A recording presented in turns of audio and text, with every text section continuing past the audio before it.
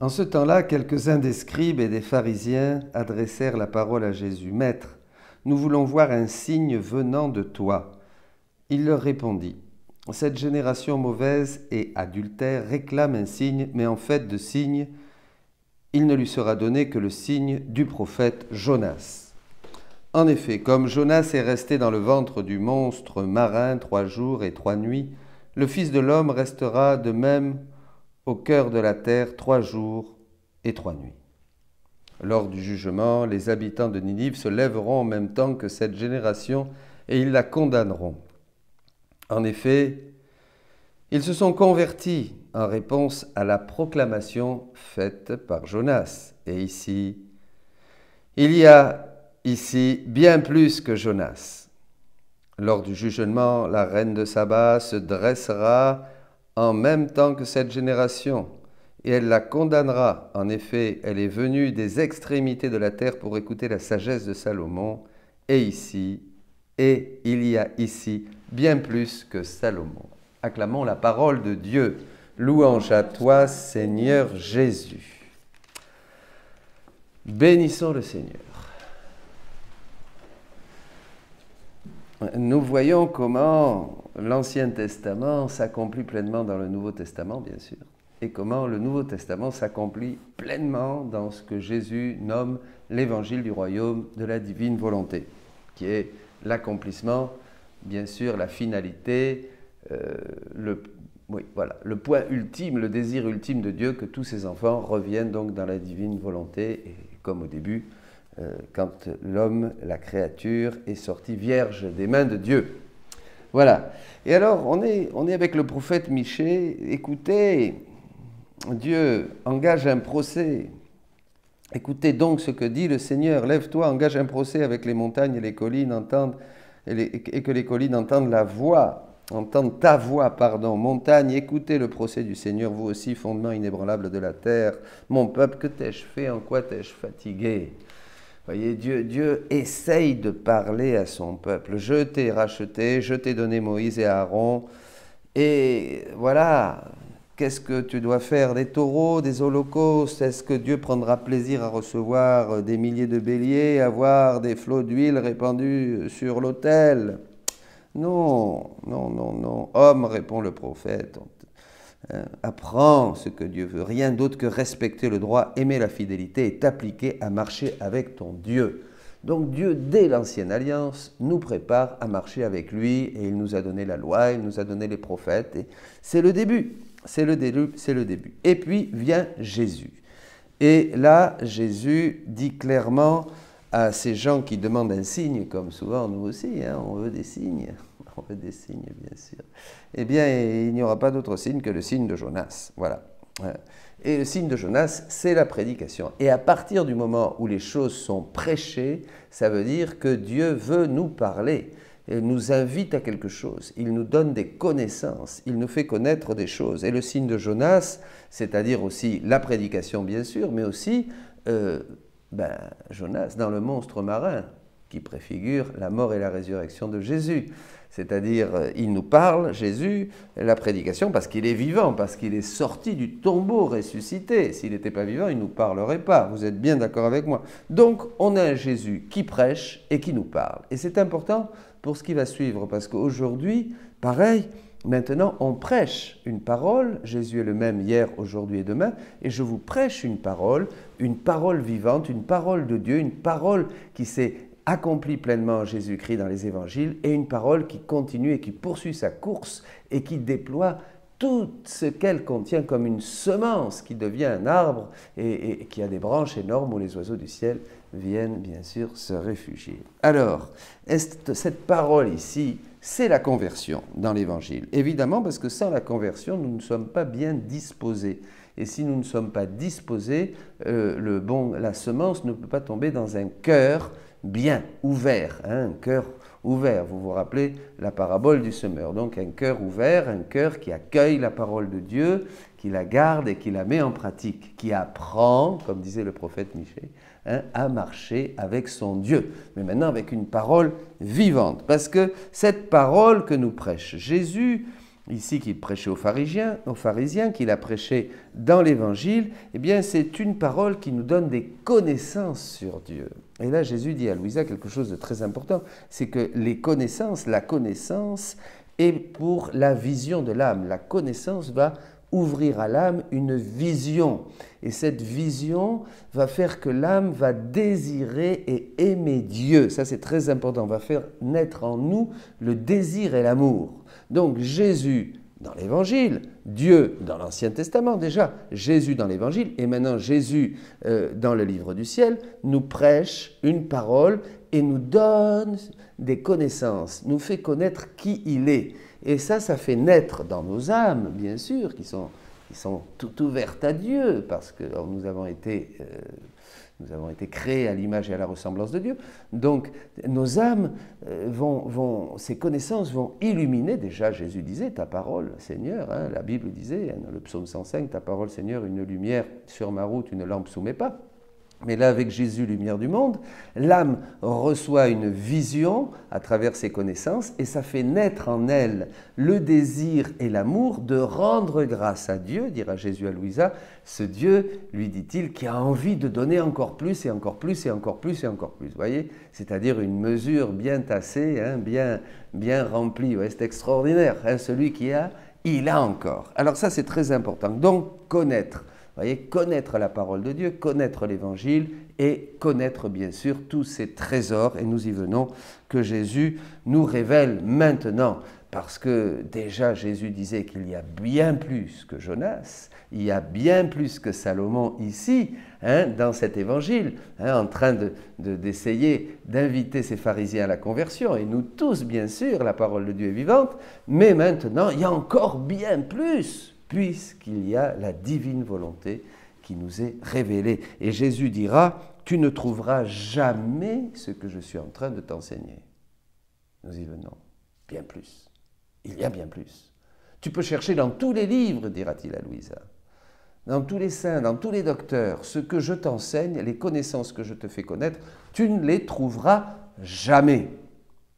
C'est très important. Oui. Pourquoi ? Parce qu'il nous donne quelque chose d'encore plus grand. C'est ces choses que les disciples ne pouvaient pas encore porter et que maintenant nous sont révélées par l'Esprit à travers les écrits du livre du ciel. C'est quelque chose d'immense, c'est quelque chose d'énorme, c'est quelque chose dont nous n'avions jamais ni pensé ni imaginé, hein, dirait l'apôtre Paul.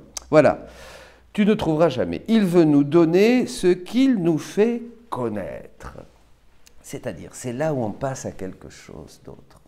C'est plus la loi, c'est plus une parole seulement entendue, le Verbe qui prêche la parole, mais maintenant, c'est encore plus intérieur et puissant. Il nous fait connaître des choses sur la création, le mystère de la création, tout ce qu'a fait, tout ce qu'a donné à l'homme la divine volonté à travers toutes les œuvres créées. Il va nous donner, nous parler de choses à travers la rédemption, tous les mystères de Jésus, toutes les beautés, de sa vie cachée, de sa vie publique, de sa passion et de sa résurrection, et toute l'œuvre de sanctification, hein, le troisième fiat, activé, hein, que ta volonté soit faite, fiat voluntas tua, sur la terre comme au ciel, par le don du Saint-Esprit aujourd'hui, qui nous donne la divine volonté. Eh bien, Jésus va nous donner des choses qu'il nous fait connaître. Il nous fait connaître des choses et il nous les donne. Dans la mesure où nous sommes désireux de connaître ces choses, hop, nous les recevons. Eh bien, ça, on n'avait pas compris. Il suffit que j'accueille l'œuvre de la divine volonté dans la création, l'œuvre de la divine volonté dans la rédemption, que je fasse mienne ces choses, Jésus me les révèle, et à partir du moment où je les accueille dans mon fort interne, dans mon être intérieur, dans mon cœur, il me les donne. Il me donne ce qu'il me fait connaître. Voyez, et alors là, je vais prendre un texte pour terminer, parce que c'est magnifique. C'est dans le livre 30. La connaissance est au contraire pour l'âme la vision qui fait naître le désir et l'amour. Vous voyez, la prédication continue. Elle a commencé dans l'Ancien Testament, bien sûr, il y a eu Moïse, je vous ai donné Moïse, Myriam, Aaron, etc. Dieu nous a conduits, marche avec le Seigneur, efforce-toi de marcher avec lui. Et puis après, il y a eu Jésus, celui qui me suit, marchera dans la lumière, celui qui ne me suit pas marchera dans les ténèbres. On suit le Christ, c'est l'école du Christ. Et maintenant, la divine volonté nous montre comment vraiment, plus que le suivre, c'est-à-dire recevoir ce qu'il me dit pour vraiment que ça soit une propriété. Ce qu'il nous révèle nous rend propriétaires. Tout de suite, voyez. Alors, les connaissances, au contraire, pour l'âme, la connaissance est au contraire pour l'âme la vision qui fait naître le désir et l'amour, et par conséquent la gratitude envers moi, c'est ce que nous disions, qui désire tant donner. Et les âmes gardent alors jalousement ce trésor que j'ai déposé en elles. Et, selon les circonstances, elles se servent de ma vie comme guide, de mes œuvres pour confirmer leurs œuvres, de mes souffrances pour supporter leurs souffrances, et de mes larmes pour se laver si elles sont tachées. Et oh, comme je suis heureux si elles se servent de moi et de mes œuvres pour s'aider elles-mêmes. C'était là mon dessein en venant sur la terre. Je répète, on se sert des œuvres de Jésus qu'il nous révèle et tout de suite on les fait nôtres et on s'en sert pour toutes les circonstances que nous pouvons vivre au fil de la vie. C'est extraordinaire. Et il dit bien, c'est pour cela, c'était là mon dessein en venant sur la terre. Deux points, être parmi elles et en elles, parmi elles et en elles, le petit frère qui les aide dans leurs besoins. Le petit frère qui nous aide dans tous nos besoins. Nous nous servons des œuvres de Dieu. Les œuvres que Dieu nous révèle, la divine volonté dans la création, la rédemption et la sanctification, nous nous en servons. Lorsqu'elles me reconnaissent, je ne fais que me réfléchir en elles pour sceller le bien qu'elles ont reconnu. Voyez, dès qu'on accueille une nouvelle connaissance, qu'on la reconnaît comme une connaissance nouvelle que nous donne la divine volonté, que ce soit dans la création, dans la rédemption ou dans la sanctification, hop, il se réfléchit en nous. Je ne fais que me réfléchir en elles pour sceller le bien qu'elles ont reconnu. Donc voyez comme c'est important de reconnaître la divine volonté, de l'aimer et de l'apprécier. C'est très important. Et maintenant, ça va beaucoup plus vite. Ce n'est pas seulement une prédication qu'on entend et qu'on s'efforce de mettre en pratique. Mettez en pratique la parole. Mais oui, bien sûr. Mais ça va beaucoup plus loin. On reconnaît l'œuvre de Dieu dans l'ordre de la création, dans l'ordre de la rédemption, de la sanctification. Et hop, elle se réfléchit en nous. Il y a comme une infusion. Et elle scelle le bien qu'on a reconnu. Tout de suite, ce bien qu'on vient de reconnaître, nous devenons propriétaires. Et Jésus va utiliser une métaphore ici très importante, un peu comme le soleil, qui, réfléchissant sa lumière sur les plantes et les fleurs, communique la substance des saveurs et des couleurs, non pas en apparence, mais en réalité. Et bien sûr que le soleil, Jésus va utiliser le soleil pour nous montrer ce qu'il fait, puisqu'il a créé le soleil déjà comme une parole pour nous montrer son activité et l'activité de sa divinité à travers la lumière, les rayons, la chaleur, la fécondation et tout ce que peut faire le soleil, ce qui est extraordinaire bien sûr. Bon, alors non pas en apparence mais en réalité, si donc tu veux recevoir beaucoup, écoutons cette prédication, cherche à connaître ce que ma volonté a fait et continue de faire dans la création, ce qu'elle a fait dans la rédemption, et je t'agrandirai sans rien te refuser de ce que je te fais savoir. Je t'agrandirai sans rien te refuser de ce que je te fais savoir. On reconnaît l'œuvre de Dieu dans la création, on reconnaît l'œuvre de la divine volonté dans la création, on reconnaît l'œuvre de la divine volonté dans la rédemption, et qu'est-ce qui se passe? Toutes ces choses se réfléchissent en nous, on devient tout de suite propriétaire, et hop, on grandit. Seigneur, augmente l'espace de ma tente. Vous voyez? C'est extraordinaire. C'est vraiment extraordinaire. Je te fais... Sache au contraire que si je n'arrête pas de me comporter envers toi comme un maître, c'est bien là, la prédication, le maître, et de te faire connaître tant d'autres choses qui me concernent, c'est parce que je veux continuer à te donner ce que je te fais connaître. Je ne serais pas heureux si je n'avais quelque chose à donner et des choses toujours nouvelles, ma fille. Je ne serais pas heureux si je n'avais quelque chose à donner et des choses toujours nouvelles, ma fille. Bien, mes amis, c'est ça la prédication continue. Nous avons dans la divine volonté beaucoup plus grand, et Jésus le dira lui-même, que la divine volonté surpasse infiniment le don, la création, bien sûr, et la rédemption, puisque c'est elle qui soutient tout, c'est elle qui a tout produit. Et maintenant, dans ces temps qui sont les derniers, Jésus nous révèle ses trésors pour que nous reconnaissions vraiment les œuvres de Dieu dans la création, la rédemption, la sanctification, et qu'aussitôt ces œuvres qu'il nous révèle, qu'il nous prêche, se réfléchissent en nous, augmentent et nous transforment, augmentent notre capacité pour recevoir d'autres lumières, d'autres grâces, d'autres connaissances, et nous transforment, nous divinisent, nous spiritualisent, c'est extraordinaire.